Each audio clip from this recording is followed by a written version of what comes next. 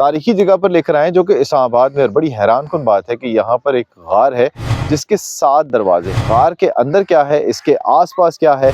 पत्थर के बारे में कहा जाता है कि ये एक पत्थर था जो आसमान से गिरा था। ये इसका एक दरवाज़ा है जहाँ से हम दाखिल हुए हैं। बैठने का इंतज़ाम है, यहाँ जो लोग आते हैं बैठने के लिए।